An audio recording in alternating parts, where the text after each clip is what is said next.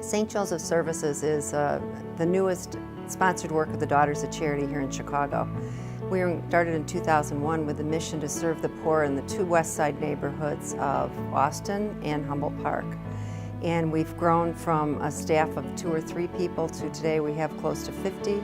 We have over 400 engaged volunteers teaching literacy, computer literacy, and also working with our youth. Today we have over 1,000 students from the age of 3 to 83. The bulk of our transition and trajectory happened about 3 years ago, and we went from 10 staff to we had to hire 20 staff to handle the number of children that we were working with every day. And that's when I brought Michael in, and he rolled up his sleeves, dug in, is a quick learner, has a real eye for detail, finds a lot of joy in what he does, but he's also a really tough taskmaster. I grew up on a farm. I came from farm country. I mean, it was a dairy farm. So you got your hands dirty and everybody pitched in and did it. And I think no matter where you go and what you do, whatever your position is, I don't think you can lose sight of that, because there's always a janitor, there's always someone cleaning up after you, and you have to be willing to do that as well. He has heart. He has the heart of a minister.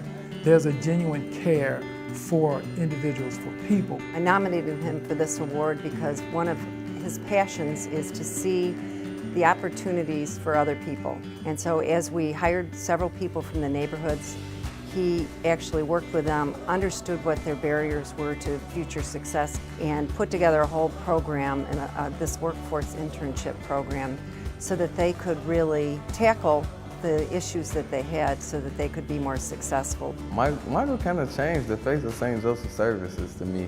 Michael, he's just real passionate about what he does. Sometimes when I first met him, it was kind of hard, well, why is he always tripping? Why is he always, just so angry? But he wants to see us grow, and along with the program, he wants to see that grow as well. I think the thing that drives me is the people. I think working with the people, getting to know the people, the students. Whether they're young or old, whether they work for us or don't work for us, because what I like to do is find out what they want, find out where they're at, and help them reach those goals that they want to get to. He really believes in you, that you can just go above and beyond your expectations. You can go above and beyond his expectations. He will help you. We have a young man on staff. He needed to get a driver's license. And I offered to him, I'll take you. But he never really followed through. Michael was like, I'm coming to get you. And Michael took his car and took the young man, and he got his driver's license. When I started seeing the things that Michael was doing with the kids here, and on top of that, it being a safe environment for them. And when I got to see all the programs that Michael was doing, that's why I bring my grandchildren here. I know that they're in good hands with Michael. They really are. I would say it's that heart of Christ. He motivates our staff, our people, to want to improve and want to do better. He pushed them to seek out perfection in a lot of ways, to perfect what they're doing. Since Michael's been here in 3 short years, he has made a huge impact on those we serve, and he's done that by his administrative ability, and really more importantly through his ability to mentor and teach teachers.